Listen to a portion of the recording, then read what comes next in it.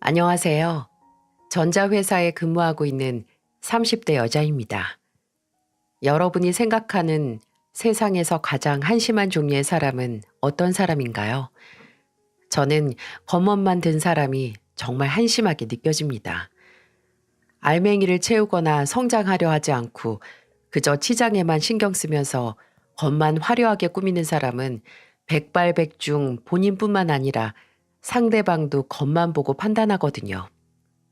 겉은 그저 돈만 들이면 얼마든지 꾸며낼 수 있지만 정작 능력이나 인성 같은 건 돈으로는 절대 해결할 수 없는 거잖아요.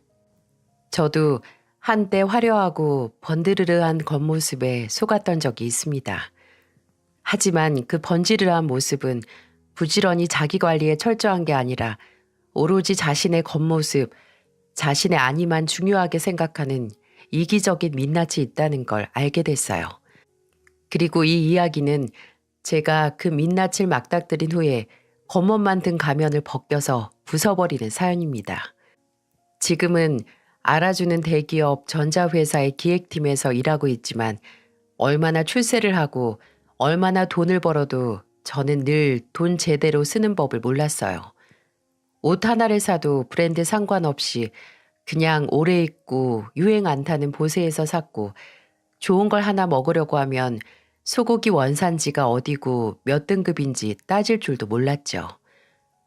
제가 검소하다기보단 그냥 어렸을 때부터 보고 자란 습관 때문일 겁니다.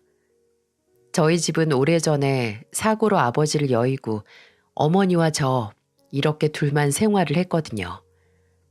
어머니께서는 오래된 설렁탕집을 운영하면서 저희 둘 모녀가 먹고 살 생활비를 벌었고 최소한의 생활비 외에 남는 돈은 모조리 저축을 하셨어요. 싼 게 비지떡이라는 말은 저희 어머니 앞에서는 비지떡이라도 배만 부르면 족하다라는 말로 무용지물이 됐고요. 그렇다고 살기 팍팍했던 건 아닙니다. 그저 소비를 해야 한다면 값이 싼 최선의 선택지를 선택할 뿐이었고 남들이 보기에는 구질구질하고 악착 같다고 할 수도 있지만 그런 생활 습관이 저와 어머니를 안락한 집에 살 수 있게 해줬고 또 저를 대학에 보내줬고 지금의 편한 생활이 가능하게 만들었어요. 근데 또 습관이 무섭잖아요. 제가 취업을 하고 생활이 예전보다 훨씬 여유로워졌지만 저와 저희 어머니의 씀씀이는 그대로였어요. 1인당 몇십만 원씩 하는 호텔 레스토랑도 남편과 연애할 때 처음 가봤으니 말입니다. 남편은 저와 다르게 쓸 때는 쓸 줄도 알고 또 돈 쓰는데 거침이 없는 사람이었어요. 대학교 동기에게서 소개를 받은 남편은 저와 동갑으로 해외 명품 브랜드 회사의 관리직이었는데 직업만 들어도 좀 화려하고 있어 보인다고 생각을 했어요. 아니나 다를까 소개를 받고 처음 만나는 자리에 남편은 쓰리피스에 딱 보기에도 기성품이 아닌 맞춤으로 보이는 정장을 입고 나왔더군요. 비싼 옷에서 나오는 건지 아니면 탄탄한 직업에서 나오는 건지 모르겠지만 남편의 첫인상은 자신만만하고 콧대가 좀 높아 보인다는 거였네요. 말 한마디 한마디에서 자신감이 보였고 첫 데이트도 굉장히 주도적으로 이끄는 리더십이 있었습니다. 그렇게 제게 없는 점을 갖고 있는 남편에게 전 끌렸어요. 자신을 잘 가꾸고 투자하는 남편에게 말이죠.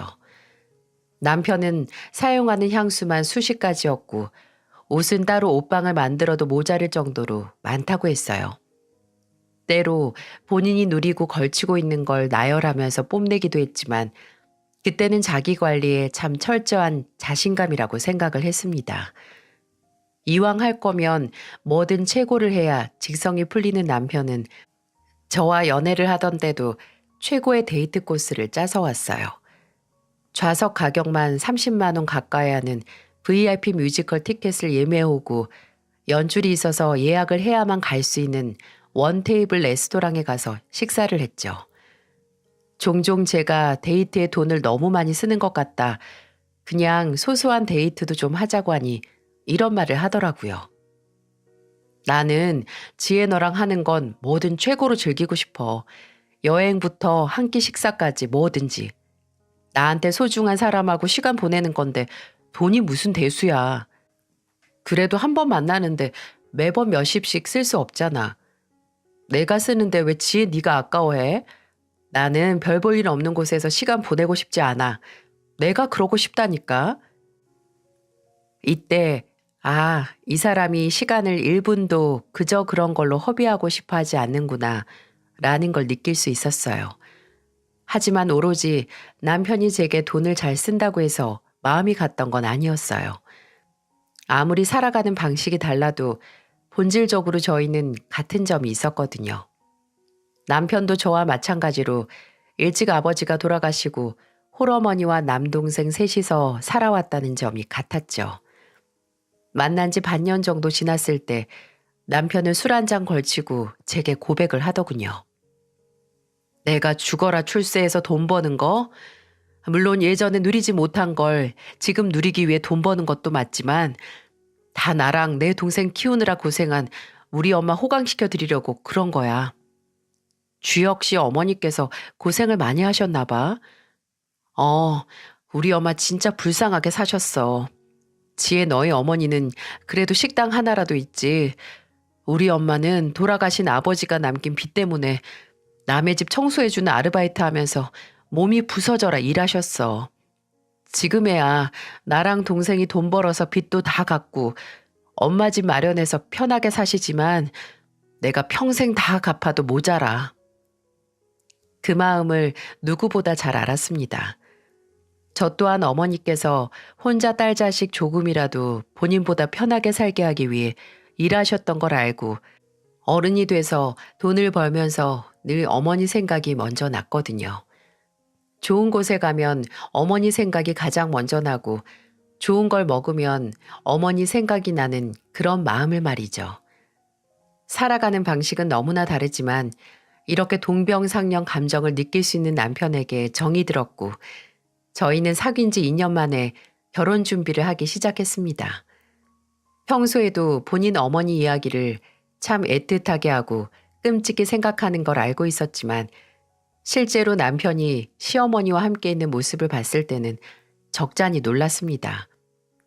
처음 시댁에 결혼 전에 인사를 하러 갔을 때 남편은 산만한 덩치로 시어머니께 안겼고 시어머니도 그런 남편을 마주 안아주시면서 엉덩이를 톡톡 때리시더라고요. 제가 보는 앞에서 말이죠. 조금 놀라긴 했는데 그냥 사이가 정말 좋은가 보다 라고 생각하고 넘겼어요. 근데 남편을 안아주던 시어머니가 남편 뒤에 있던 저를 보는 순간 달라지는 표정과 눈빛에 흠칫하고 놀랐던 게 4년이 넘게 지난 지금도 기억이 나요. 남편을 안아줄 때는 사르르 눈 녹듯이 미소를 짓던 인자한 얼굴이 저를 보자마자 싸늘하게 식으면서 무표정하게 변하는 게 말이죠. 처음 뵙겠습니다. 유지혜입니다. 그래. 잘 왔어요. 들어와요. 나중에는 웃어주시긴 했지만 뭔가 굉장히 가식적인 느낌이었어요. 억지로 웃어 보여주는 그런 느낌이요. 찜찜한 마음을 애써 한 구석으로 몰아두고 들어가 자리에 앉았을 때 형식상 이런저런 이야기가 오고 갔습니다. 그러다가 저도 아버지가 일찍 돌아가시고 어머니도 혼자 오래 지내셨다는 이야기가 나왔는데 시어머니가 갑자기 굉장히 서글픈 표정을 지으시더라고요. 그래서 본인 처지와 같은 집안이라서 좀 공감이 되시나 싶었는데 그 입에서 나온 말은 전혀 그런 종류의 말이 아니었어요. 우리 아들 불쌍하게 장인하고 술 한잔 못 해보겠네. 아니, 이게 말이 되나요? 불쌍한 건 일찍 아버지가 돌아가셔서 어머니하고 둘이 산 저지 장인한테 고작 술 한잔 못 받는 남편이 대체 뭐가 불쌍하냐고요. 제가 어처구니가 없어서 뭐라 대답을 못하니까 남편은 수습한답시고 내가 결혼해서 장인어른 생기면 아버지랑 못 해본 거 하고 싶었던 걸 아셔서 그래. 라고 하는데 그 말에 저도 기분이 나빠 작은 목소리로 남편에게 그럼 나도 억울하지. 며느리 사랑은 시아버지라고 하잖아. 라고 했네요.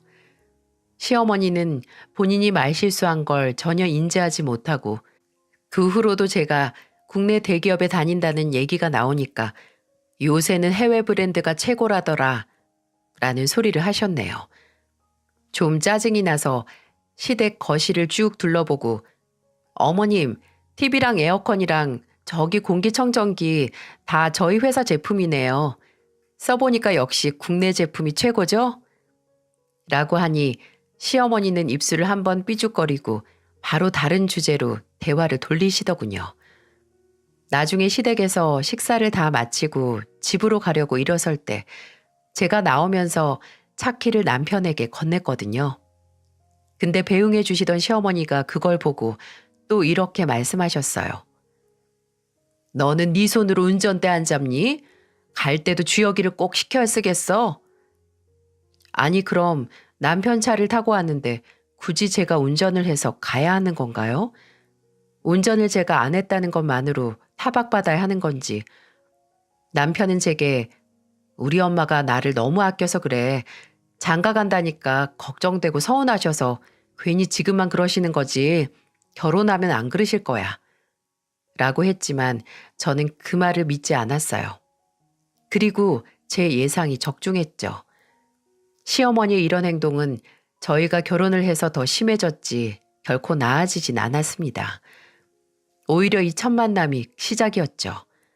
솔직히 너무 많아서 전부 늘어놓진 못하겠지만 정말 대표적인 얘기만 해드릴게요. 일단 시어머니는 남편이 힘을 쓰는 꼴을 못 보셨어요. 무거운 물건을 들거나 벽에 못을 박고 가구 같은 걸 조립하는 것을요. 결혼하고 처음으로 시댁 김장을 도와드리러 간 날이 있었거든요. 처음부터 제게 먼저 전화를 하셔서 바쁜 애한테 말하지 말고 그냥 너만 오라고 그렇게 얘기하시더군요. 남편은 주말에 쉬게 내버려 두고 저만 오라고요. 근데 제가 왜 굳이 그래야 하나요? 모른 척하고 남편을 끌고 가니 시어머니는 현관으로 들어서자마자 절 째려보시더군요. 그리고 김장을 준비하면서 김치를 버무려야 할 큰 대야가 필요하잖아요. 근데 바닥에 깔린 비닐이나 신문지는 보이는데 대야가 도무지 안 보여서 시어머니께 물어봤죠. 어머님, 김장할 큰 대야 같은 거 없어요? 어디서 해요? 어? 아, 있어. 잠깐 기다려봐라. 그러고 한참을 주방에서 다른 일을 하셔서 저도 양념 만든 거 정리하고 있는데 그때 남편이 화장실에 갔거든요. 화장실 문이 닫히는 소리가 나자마자 갑자기 저를 부르셨어요.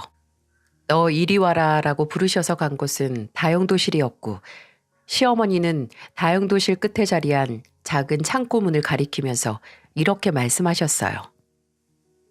거기 열면 제일 윗칸에 다라이 큰 거 3개 겹친 거 있을 거다. 끄집어내서 이쪽에 내려다 놔라. 일단 시키시니까 하긴 했는데 느낌이 좀 이상했어요. 아무래도 타이밍이 말이죠. 남편이 없을 때 제게 힘쓰는 일을 시키려고 아마 기다리고 계셨던 것 같지 않나요? 그래도 사람이 그렇게 유치할까 싶어서 애써 다르게 생각하려고 하는데 제 느낌은 틀린 게 아니었네요. 시어머니는 남편에게는 담근 김치를 넣은 빈통을 안겨주면서 옮기라고 하시고 제게는 절인 배추가 가득 들어있는 스텐 대야를 안겨주시면서 거실로 옮기라고 하셨습니다. 뭐가 더 무거울까요? 남편은 키가 180이 넘고 운동도 꾸준히 해서 몸이 좋았고 저는 160 초반의 키에 몸에 근육도 얼마 없어서요. 근데도 시어머니 눈에는 남편이 세상 약해 보이고 제가 힘 좋은 돌쇠처럼 보이는지 너무나 당연하게 무거운 것만 골라서 제게 일을 시키시더군요. 진짜 헛웃음이 나왔습니다. 나중에 김장이 다 끝나고 설거지도 저를 시키시려고 하기에 중요한 전화 받는 척하면서 남편에게 떠넘겼어요. 그랬더니 시어머니가 한숨을 푹 쉬면서 설거지를 하려고 하는 남편에게 됐다, 가라 하고 본인이 하시더군요. 참나. 그리고 김치 2통 받고 집으로 가려고 하는데 정말 끝까지 그 김치통을 가리키면서 지혜가 들고 가, 잘 먹어라 라고 콕 집어서 말하셨어요. 진짜 너무하신다 싶어서 저는 잘 먹을게요. 여보 들고 내려와. 라고 한 다음에 먼저 현관문을 빠져나갔습니다. 명절에도 마찬가지였어요. 조금이라도 힘이 더 드는 일은 악착같이 제게 맡기려고 하셨어요. 이외에도 남편이 한 번씩 혼자 시댁에 가서 밥을 먹고 오는 날이면 어김없이 그날 저녁에 전화를 하셔서 너 요새 네 서방밥 잘 안 챙기니? 애가 집에 와서 한 달은 굶은 것처럼 밥을 먹고 가더라. 그럴 거면 너 일 그만두고 집에서 살림해. 무슨 대단한 일 한다고 서방 배 굶겨가면서 하니? 라고 하시기도 했어요. 처음에는 그 전화를 받았을 때 크게 당황해서 제대로 말도 못했는데 3번쯤 받고 나니 태연하게 집에서도 그렇게 걸신 들린 것처럼 먹어요. 걱정 마세요. 라고 할 수 있었네요. 그 후로도 종종 제게 일을 그만두면 어떻겠냐는 말을 꺼내시긴 했는데 그중에는 빨리 그만두고 집에서 쉬어야 애가 잘 들어선다 라는 이유 때문이었어요. 여자가 밖에서 오래 일하면 애가 잘 안 들어선다는 말도 안 되는 소리를 하면서 말이죠. 저희 부부가 결혼 후 얼마 안 지나서 바로 임신 계획을 생각했던 건 사실이었지만 제가 일을 해서 애가 안 들어선다니 말이 안 되잖아요. 근데 결혼하고 2년이 지나도 애가 안 들어서자 한 번은 저를 의심까지 하시는 거 아니겠어요? 몸에 이상이 없는 이상 이렇게 애가 안 생길 수 없다고 저를 끌고 산부인과에 가려고 하셨어요. 그것도 처음에는 밥 사주시는 척해서 저를 불러내신 후에 말이죠.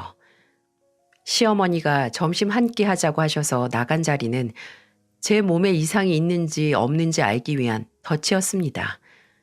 식사를 다 하자마자 갈 곳이 있다고 저를 데려간 곳은 바로 산부인과였어요. 어머님, 여긴 왜... 내가 불안해서 직접 너 데리고 병원 와서 네 몸에 하자 없는 거 눈으로 확인해야 내가 발 뻗고 잘 수 있을 것 같아서 그래. 아니 결혼한 지 2년이 다 됐는데 어찌 여직 소식이 없어? 제가 저번에 말씀드렸잖아요. 올해 초에 건강검진 싹 했을 때 산부인과 검진도 했는데 아무 문제 없다고 했다고요. 내가 그걸 어떻게 믿어? 그냥 한 번 더 받아봐. 내가 보는 앞에서. 못 믿으시는 건 어머니 문제고요. 제가 괜찮다는데 대체 왜 그러세요? 그리고 제가 문제가 없다면 주혁 씨도 검사를 해야 하는 거 아닌가요? 뭐? 그게 무슨 소리냐? 내 아들 몸에 무슨 문제가 있다 이거냐? 이 김숙자 아들한테는 아무 문제 없어. 그럼 한경애 씨 딸 몸에도 아무 문제 없어요, 어머님. 제발 부탁인데요. 이제 제 임신 문제로 이렇게 불러내시는 것처럼 저한테만 스트레스 좀 그만 주세요. 임신은 뭐 저 혼자 해요? 이렇게 호소를 해도 시어머니는 말을 듣지 않으셨죠. 나중에는 제가 회사를 더 다니려고 일부러 약을 먹어 임신을 안 한다고까지 몰아가셨습니다. 저희 집에 와서 제 책상이나 화장대 약은 없는지 확인하다가 제게 들켜서 한바탕 난리가 나기도 했어요. 그럴 때마다 남편은 그저 우리 엄마가 날 너무 생각해서 우리 엄마가 아직도 내가 애처럼 느껴지나 봐. 다 나 걱정해서 그러시는 거니까 당신이 좀 이해해줘. 라고 정말 말뿐인 위로만 할 뿐이었어요. 그냥 우리 엄마 불쌍하게 살아온 사람이니까 네가 이해해라 라고 강요하는 것밖에 아니었네요. 아니, 오히려 한술 더 떴습니다. 결혼하고 1년이 지나가기도 전에 저는 알아버렸네요. 제가 이야기 초반에 남편은 본인에게 투자하는 걸 두려워하지 않고 자기 관리가 투철하며 소중한 사람에게도 돈을 잘 쓴다고 말했었죠. 근데 그게 아니었더라고요. 남편이 투자하고 돈을 쓰는 건 본인과 본인의 가족들에게 뿐이었어요. 저와 제 가족은 그 바운더리에 들어가지도 않았고요. 그건 결혼하고 나서 시어머니의 생신과 저희 친정어머니의 생신이 지나고서야 깨달을 수 있었죠. 시어머니는 11월 생이시고 저희 어머니는 2월 생이시거든요. 저희는 그해 6월에 결혼을 해서 시어머니 생신을 먼저 축하드려야 했어요. 남편은 제게 선물만 준비하고 생신날 다 같이 식사를 할 레스토랑은 본인이 직접 예약을 하겠다고 하더군요. 저는 남편이 제게 전해준 대로 시어머니께 드릴 조교기와 명품 스카프를 준비했어요. 꼭 어느 브랜드에서 사야 하는지 강조하더군요. 그리고 남편은 인당 20만 원 가까이 하는 고급 일식집을 예약했고요. 근데 시간이 흘러 저희 친정어머니 생신이 다가왔을 때 남편이 뭘 준비했는지 아세요? 이번에는 저희 어머니 생신이라서 제가 생신을 축하할 식당을 예약하려고 했는데 남편이 그런 저를 말리더라고요. 이번에도 식당은 자기가 알아볼 테니 저는 선물만 준비하라고요. 왜? 그냥 내가 예약할게. 안 그래도 어머니 요즘 회가 당긴다고 하셨는데 내가 오마카세 예약하려고 했는데. 회? 알겠어. 그럼 내가 좋은 대로 예약할게. 아무래도 선물은 당신이 준비하는 게 낫잖아. 나는 여자들이 뭘 좋아하는지도 잘 모르고.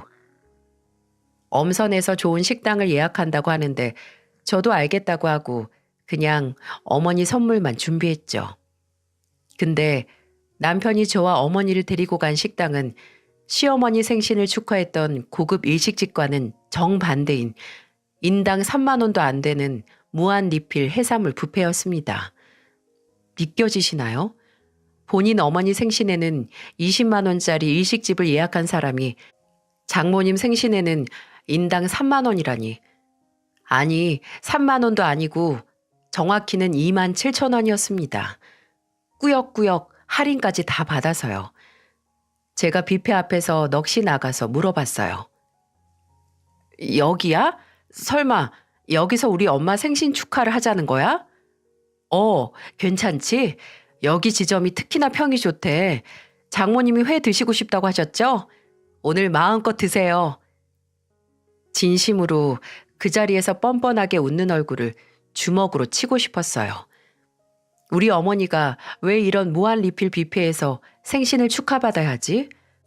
우리 어머니가 시어머니보다 못한 게 뭐가 있다고 라는 생각에 얼굴이 점점 굳어지는 게 느껴졌어요.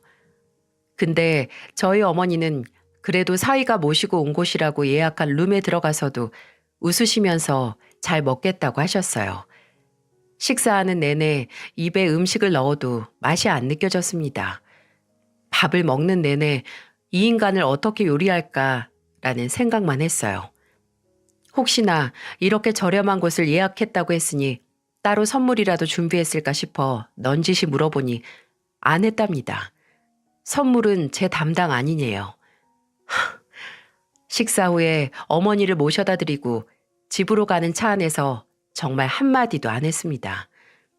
집에 도착했을 때 오히려 남편이 제게 먼저 말을 걸었어요. 뭐야? 당신 왜 밥 잘 먹고 입이 대빨 나왔어? 뭐가 문제인데? 뭐가 문제냐고? 정말 몰라서 물어? 진짜 모르는 거면 당신 지능에 문제가 있는 거야. 어떻게 당신 엄마 생신에는 인당 20만 원짜리 식당을 예약했으면서 우리 엄마는 3만 원도 안 하는 뷔페를 예약해? 제정신이야? 당신 엄마랑 우리 엄마를 이렇게 노골적으로 차별할 수 있어? 뭐야? 아니 그것 때문이야? 나는 장모님이 회 드시고 싶다고 해서 많이 드시라고 뷔페 간 거지. 너도 참 속이 좁다. 웃기고 있네. 모른 척하지 마. 누굴 머저리로 알아? 당신 분명히 당신 엄마랑 우리 엄마 차별한 거야. 진짜 진심으로 대접하고 싶었으면 생신날 비싼 횟집이나 일식집 가서 드시고 싶은 만큼 무제한으로 시켜주지. 무슨 무한 리필집에 가? 당신 엄마 생신에 무한 리필 뷔페 갈 수 있어? 당신 회사 상사들 모실 때 무한 리필집 갈 거야? 명품 브랜드에서 일한다고 온 몸을 명품으로 두르고 다니면 뭐하니? 정작 가족은 무한 리필집 데려가서 대접한다고 하는데. 그건 다르지. 장모님은 워낙 아무거나 잘 드시잖아. 음식도 원래 맛을 아는 사람 입으로 들어가야 안 아까운 거야. 그래? 그럼 내년 시어머니 생신에는 당신이 먹던 남은 음식 대접하면 되겠다. 그치? 뭐? 너 그게 무슨 말이야? 당신 어머님 꼭 당신이 먹다 남긴 밥 싹 드시잖아. 감자탕에 있는 고기도 그렇고 간장게장도 당신이 먹다 남긴 거 꼭 한 번 더 싹 긁어서 드시잖아. 남은 음식만 먹던 사람한테 그렇게 좋아하는 남은 음식 드려야지. 안 그래? 이 사건 후로 같은 문제로 몇 번을 싸웠는지 몰라요. 그 다음에 시어머니 생신에 제가 생신 선물로 저희 어머니 생신에 갔던 무한 리필 뷔페 2인 동반 무료 티켓을 드렸던 때 한 번 더 박터지게 싸웠어요.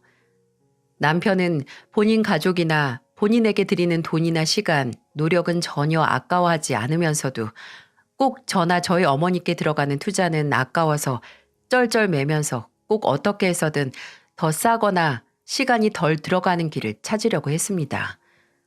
한 번은 무슨 바람이 불었는지 본인 회사 브랜드에서 새로 출시한 화장품을 가져와서 저희 어머니 가져다 드리라고 주더군요. 웬일이래? 하고 고맙다고 했는데 뭔가 화장품 케이스들이 굉장히 작은 겁니다. 근데 용량이 되게 작다. 원래 크림 한 통에 50ml는 하잖아. 이건 30ml 정도 돼 보이고 이건 20ml 정도 되겠는데? 아, 신제품이라서 그래. 신제품이라서. 정식 출시 전에 먼저 만든 거라 아무래도 용량이 좀 작아. 그리고 원래 고급일수록 용량은 적은 거야. 이 얘기를 듣고 그저 그런가 보다 했는데 거짓말을 치려면 증거를 완벽하게 없앴어야죠. 아파트 분리수거하는 날 박스를 치우는데 그곳에 남편이 저희 어머니께 드리라고 준 화장품 본품 박스가 있었습니다. 그리고 그 박스를 들었을 때 본품 60ml와 함께 샘플 20ml가 같이 들어있었다는 걸 알게 됐죠. 그렇습니다. 본품은 본인 어머니께 드리고 공짜로 딸린 샘플만 저희 친정 어머니께 적선하듯이 준 거예요. 그때 바로 어머니를 드리려고 했던 작은 크림통을 들어 소파에 누워있던 남편에게 던졌습니다. 일단 샘플 줄 거면 차라리 주지 말라고 필요 없다고 고래고래 소리를 지르면서요. 남편은 순간 얼굴로 크림통을 맞아 화를 내려다가 제 손에 들린 본품 박스를 보고 말을 잇지 못하더군요. 지도 할 말이 없겠죠. 그저 본인 아들만 귀하게 여기는 시어머니와 마찬가지로 남편 또한 그저 본인과 본인 어머니만 소중할 줄 아는 그런 이기적인 인간이었습니다. 심지어 지 혼자서 알아서 효도를 하는 것도 아니었어요. 저희 어머니한테는 샘플 주는 인간이 시어머니가 조금이라도 몸살이 나시거나 하면 저한테 이런 말부터 꺼냈으니까요. 엄마 혼자서 괜찮으실까? 당신이 가서 죽 좀 만들어 드려야 하는 거 아니야? 약 좀 챙겨드리고. 왜 당신이 안 가고 내가 가? 아니 며느리가 시어머니 편찮으시면 갈 수도 있지. 내가 뭐 못할 말 했어? 내 말은 왜 아들인 당신이 먼저 갈 생각은 안 하고 나한테 먼저 떠넘기냐는 말이야. 야, 됐어. 내가 너한테 무슨 말을 하겠니? 우리 엄마도 참 불쌍하시지. 이렇게 정없는 며느리나 보고. 우리 엄마야말로 불쌍해. 생신날 무한리필 뷔페나 데려가는 사위 봤으니까. 명품 브랜드에서 일하면 뭐하니? 하는 짓이 명품이 아닌데. 그리고 제가 저희 어머니께서 무릎 수술을 하셨을 때 휴가 받아 병원에서 간병하러 갔거든요. 근데 제가 간병 가기 전 집에서 간단하게 짐을 싸고 있으니 뒤에서 삐딱하게 서서 그러더군요. 너는 너희 어머니만 중하고 우리 엄마는 안중에도 없지? 장모님 아프시다니까 바로 튀어가네? 그럼 너도 튀어가던가. 나한테 가서 죽하라고 해놓고 내가 안 간다고 했으면 너라도 갔어야지. 그나마 나는 너한테 떠넘기지도 않고 내가 알아서 하잖아. 어머님도 참 딱가시지. 입으로만 효도하는 자식 때문에 편찮으실 때 죽 한 번 못 얻어 드시고. 그리고 나는 어머님 편찮으실 때 안부 연락이라도 했어. 근데 너는 우리 엄마 수술하신 다음에 전화라도 드렸어? 아니잖아. 저희는 이런 다툼이 쌓이고 쌓여서 급속도로 서로 사이가 안 좋아졌습니다. 집안에서 마주쳐도 거의 대화다운 대화도 안 했고요. 명절에도 각자의 본가로 갔습니다. 남편이 저희 집에 갈 때는 할인마트에서 싼 돼지고기 사가려고 하고 시댁에는 LA 갈비 사가려고 했을 때 이후로 말이죠. 아무리 중요한 일이 생겨도 딱히 말도 안 했어요. 저희 어머니께서 무릎 수술 이후 하시던 설렁탕집을 정리하시고 평생 모은 돈으로 3층짜리 건물을 인수했을 때도 남편에게 전하지 않았습니다. 안 그래도 남편 회사와 멀지 않은 곳에 있는 건물이라서 나중에 남편이 먼저 알게 되면 그때 말할 생각이었어요. 괜히 말 전한다고 먼저 말 걸었다 또 싸움하기 싫었거든요. 진심으로 이렇게는 못 살겠다. 정말 애 생기기 전에 이혼해야지 하고 고민까지 했답니다. 어머니께 상담을 하고 싶긴 했지만 꿈에 그리던 건물을 인수하셔서 한껏 고조된 어머니의 기분을 망치긴 싫었어요. 어머니는 식당을 정리하고 작지만 건물주가 된 후 조금 쉬셔도 좋을 텐데 수술한 지 얼마 지나지 않은 몸으로 매일 건물에 출근하듯 가셔서 청소를 도맡아 하셨거든요. 그렇게 한껏 충만한 행복을 느끼시는 어머니께 딸의 이혼 결심을 바로 전할 수는 없었네요. 그렇게 간간히 먼저 이혼했던 친구들에게 조언을 받아가면서 혼자 끙끙 앓고 있었어요. 그러다가 알다 못해 막 썩어가려던 이가 알아서 툭 뽑힌 사건이 터지고야 말았어요. 하루는 남편이 퇴근하고 집에 와서 계속 비죽비죽 웃는 게 아니겠어요? 저랑 눈을 마주칠 때마다 굉장히 기분 나쁘게요. 며칠 전부터 감기 기운이 있다고 죽어가던 사람이 왜 저러지 싶어서 미심쩍었는데 밥을 먹다 말고 대뜸 이런 소리를 하더군요. 이번 주 주말에 우리 엄마 모시고 바람 좀 쐬러 가자. 이번 주? 안 돼. 나 금요일에 엄마 모시고 병원 갔다가 엄마 집에서 자고 올 거야. 너는 무슨 며느리가 그러냐? 좀 시어머니한테 잘 보일 생각 없어? 주말에 모시고 좋은 데 가서 같이 시간도 좀 보내고, 어? 그러는 너는 좋은 사이가 될 생각은 있어? 평소에 전화 한 통 안 하는 주제에 무슨 할 말이 있어서 그래? 야, 전화? 참나.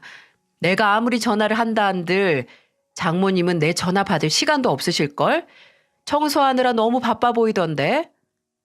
뭐? 그게 무슨 소리야? 내가 너 쪽팔릴까봐 말 안 하려고 했는데 너도 참 너무하다. 아무리 네 엄마가 건물에서 청소일 하는 게 부끄러워도 그렇지 남편한테도 말을 안 하냐? 무릎 수술하시고 뭐 식당 매출이 얼마나 떨어졌길래 장사까지 접고 건물 청소를 하고 다니셔? 말 좀 똑바로 처음부터 해. 무슨 소리인지 알아먹게. 끝까지 모른 척하네. 나 오늘 회사 근처 병원에 갔는데 장모님이 계시더라. 아주 팔 걷어붙이고 바지 땅까지 젖고 청소 열심히 하고 계시던데. 참 그렇게 열심히 일하시는데 딸은 쪽팔려서 남편한테도 말 안 하고 장모님만 불쌍하시다. 당신 지금 땡땡상가 말하는 거야? 거봐, 당신도 알고 있네. 그래서 너 병원 갔다 우리 엄마 만나서 아는 척은 했어? 아니 뭐 장모님이 워낙 바빠 보이기도 했고 또 나도 점심시간에 병원 간 거라 시간이 없어서 그냥. 아, 창피해서 아는 척도 못했다? 야, 그러는 넌 자기 엄마가 건물 청소하는 거 쪽팔려서 나한테도 비밀로 했으면서. 그래, 쪽팔리만도 하지. 나도 건물 청소로 한 푼 버는 장모 쪽팔리던데.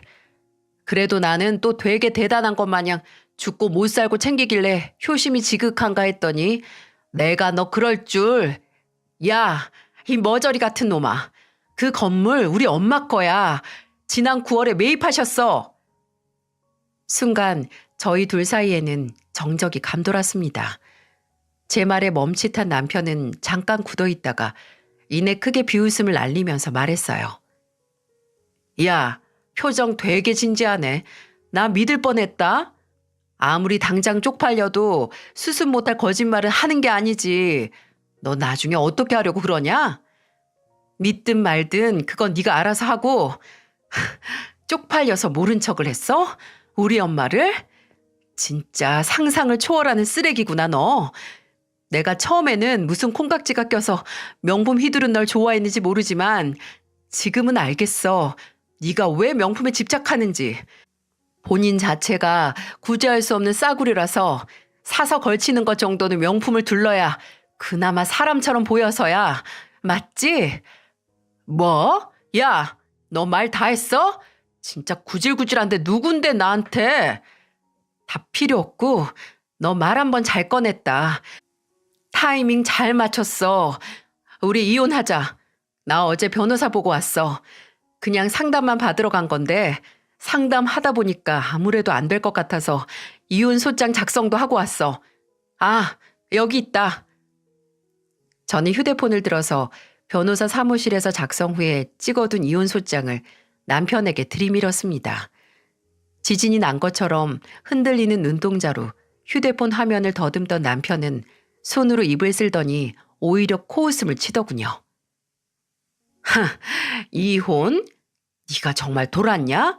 그 뻣뻣한 자존심 때문에 이혼한다고? 누가 내 자존심 때문이래? 너 때문이야, 너 때문. 네가 타지도 않고 분리수거도 안 되는 쓰레기 중에 쓰레기라서 그 악취 때문에 이혼하는 거야. 네가 나랑 헤어지고 잘 살 것 같냐? 웃기지 마. 너 네가 대기업 다닌다고 믿을 구석 하나 있는 줄 아는데 건물 청소나 하는 별 볼 일 없는 신정분인 네가 나 없이 잘 살 것 같아? 아, 그러고 보니 이것도 있었네. 내가 부동산에 엄마랑 같이 갔었거든? 자, 봐. 이걸 보고도 못 믿겠으면 뭐 어쩔 수 없고. 남편이 무슨 말을 하든 저는 들고 있던 휴대폰에서 다른 사진도 찾아서 남편 눈앞에 가져다 놨어요.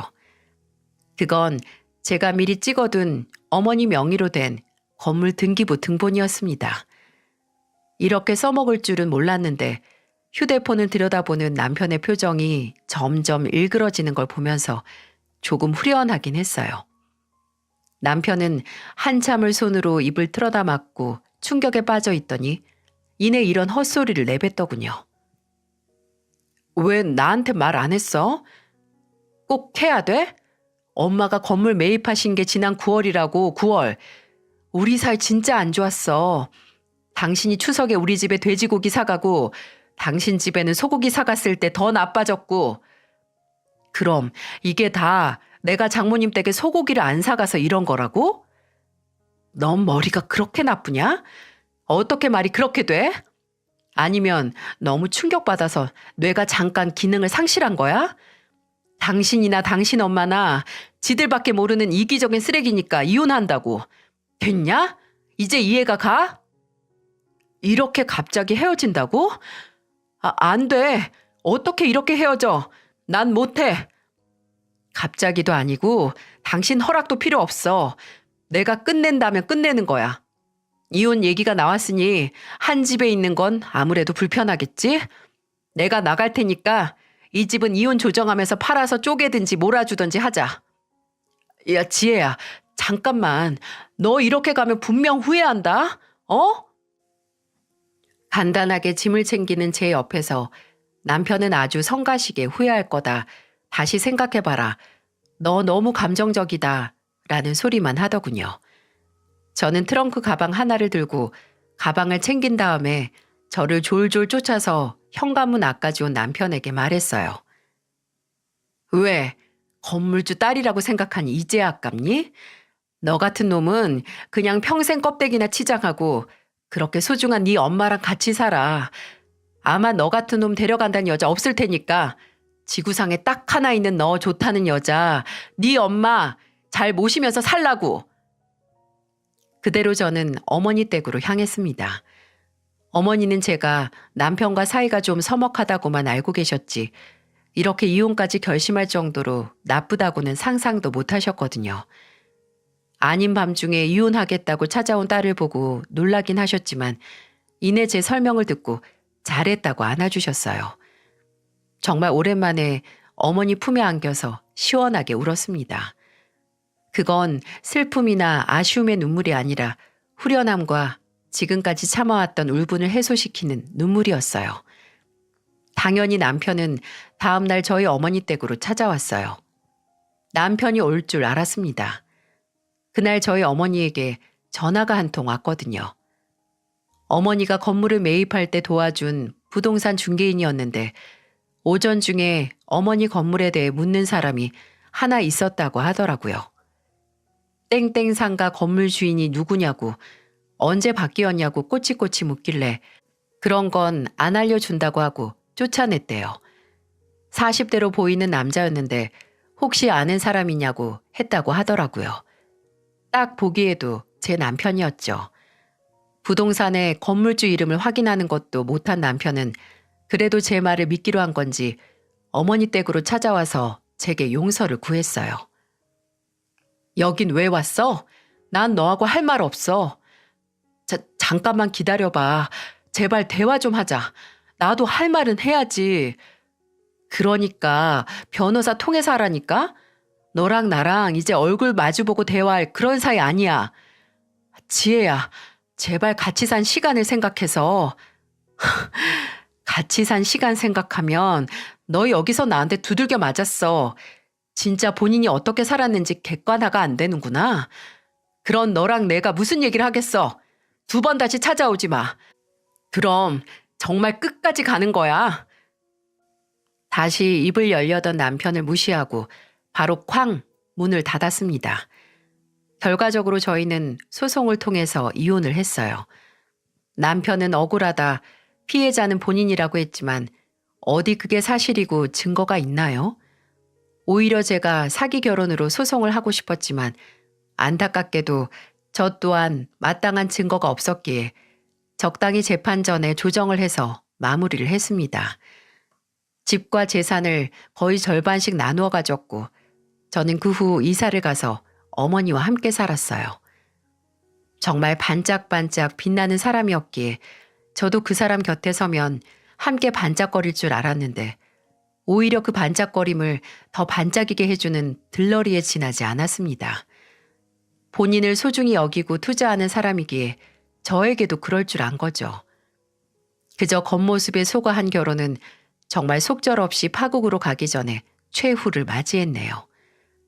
근데 저는 이혼 확정이 나고 이제는 끝이라고 생각을 했는데 이혼하고 한 10달 정도 지났을 때였을까요? 모르는 번호로 전화가 오더군요. 이혼한 지 거의 1년이 다 되어 가는데 혹시 전 남편과 관련된 전화일 거라 생각도 안 하고 받았는데 앞불싸 시어머니였습니다. 아니, 시어머니였던 사람이죠. 처음에는 목소리도 못 알아보고 여보세요? 말씀하세요. 라고 하니까 이내 정말 다 쉰 목소리로 나다, 나야 라고 하는 말에 숨을 삼켰어요. 무슨 일이세요? 왜 전화하셨어요? 혹시 주혁이가 너한테 연락했니? 네? 아니요. 그 사람이 왜 저한테 연락을 해요? 그리고 그쪽도 저한테 연락하지 마세요. 이제 남보다 못한 관계니까. 그렇게 단호하게 전화를 끊었는데 이틀 뒤에 한 번 더 전화가 왔어요. 또다시 그 인간이 혹시 저한테 찾아가진 않았냐고요. 짜증나고 답답해서 무슨 일이냐고 하니 한참을 뜸을 들이다가 정말 충격적이고 알고 싶지도 않은 얘기를 제게 해주더라고요. 주혁이가 한 달 전에 회사에서 잘렸어. 아니 그게 이혼하고 정신을 통 못 차리다가 회사 안에서 불륜인지 뭔지 했다지 뭐니. 근데 지혜야, 네가 생각해봐라. 주혁이가 어디 그런 짓을 할래니? 애미가 저만 바라보고 사는 거 뻔히 아는데 어떻게 결혼한 회사 사람이랑 눈이 맞아서 회사에서 잘려. 제가 그걸 어떻게 아나요? 저도 그 인간이 어떤 인간인지 모르고 결혼했다가 죽순 입장인데. 근데 회사 내 불륜으로 품위 유지를 어겨 해고됐다니 참 구질구질하고 가지가지하네요. 저는 끝나지 않을 것 같은 푸념을 늘어놓는 시어머니에게 그 인간이 어떻게 되든 상관없고 저한테 오지도 않을 거다. 그러니까 다시는 연락하지 마라라고 하고 전화를 끊었습니다. 근데 말이 씨가 된다고 시어머니와 그 전화를 하고 일주일 뒤에 또다시 모르는 번호로 전화가 오는 게 아니겠어요? 새벽에 전화가 울려서 눈도 못 뜨고 모르고 받아버렸는데 그 인간이었습니다. 혀는 베베 꼬여서 알고 보니 술에 왕창 취해서 전화를 건 거였더라고요. 여보세요? 지혜야, 너니? 술 마셨어? 됐다. 나 끊는다. 잠깐만. 잠깐만 목소리 좀 들려줘. 내가 왜 너한테 아까운 내 목소리를 들려줘? 술 마실 거면 곱게 마시고 잠이나 자. 잠이 안 오면 어디 머리라도 들이박아서 기절이라도 하든가.